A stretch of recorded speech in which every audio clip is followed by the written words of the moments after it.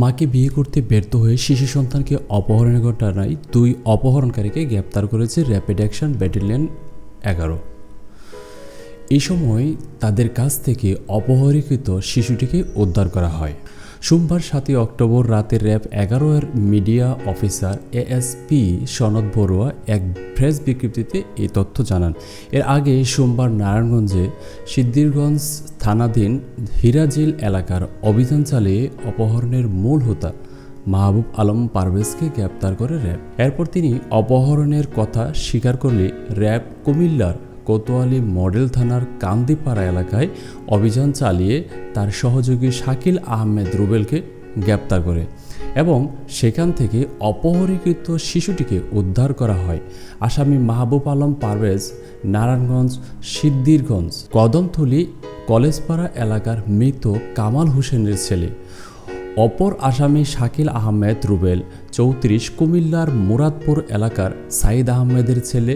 RAB জানায় অপহরণকৃত শিশুর মা মাহমুদা সুলতানা ইলুর দূর সম্পর্কের আত্মীয় মাহবুব আলম পারভেজ একই এলাকায় বসবাস সুবাদে তাদের একে অপরের বাসায় যাতায়াত ছিল। 2 সন্তানের জননী ইলুর সঙ্গে তার স্বামীর সম্পর্কের অবনতি হলে ইলু তার বাবার বাসায় সন্তানদের নিয়ে বসবাস করে আসছিলেন।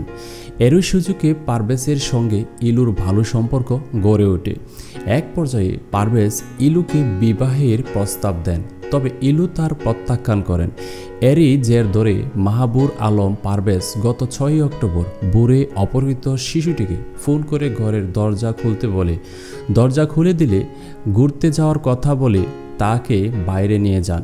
পরবর্তীতে পারভেজ তার সহযোগী শাকিল আহমেদ রুবেলকে নিয়ে শিশুটিকে কুমিল্লা পাঠিয়ে দেন। এই ঘটনায় ভিকটিম শিশুর বাবা খালেকুজ্জামান খান বাদী হয়ে সিদ্ধিরগঞ্জ থানায় মামলা দায়ের করেন।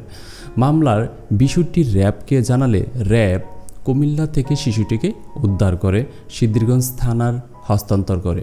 সিদ্ধিরগঞ্জ থানার ভারপ্রাপ্ত কর্মকর্তা ওসি আল মামুন বলেন, অপহরণের সঙ্গে জড়িত থাকার অভিযোগে গ্রেপ্তারকৃত 2 জনকে আদালতের মাধ্যমে কারাগারে পাঠানো হয়েছে। তো ভিউয়ার্স, এখান থেকে আমাদের অনেক কিছু শেখার রয়েছে। স্বামী স্ত্রীর সামান্য অবহেলা বা তাদের বিচ্ছেদের কারণে একটি শিশুর জীবন কিন্তু বিপন্ন হতে পারে। তো ভিউয়ার্স, আজকের মতো ভিডিওটি এখানে শেষ করব। যদি ভিডিওটি ভালো লাগে থাকে তাহলে অবশ্যই আমাদের চ্যানেলটি সাবস্ক্রাইব করে রাখতে পারেন। আর ভিডিওটি যদি অন্যকে দেখার সুযোগ করে দেন তাহলে হয়তো বা অনেকেই বিষয়টি জানতে পারবে। তো সে পর্যন্ত ভালো থাকুন, সুস্থ থাকুন। আল্লাহ হাফেজ।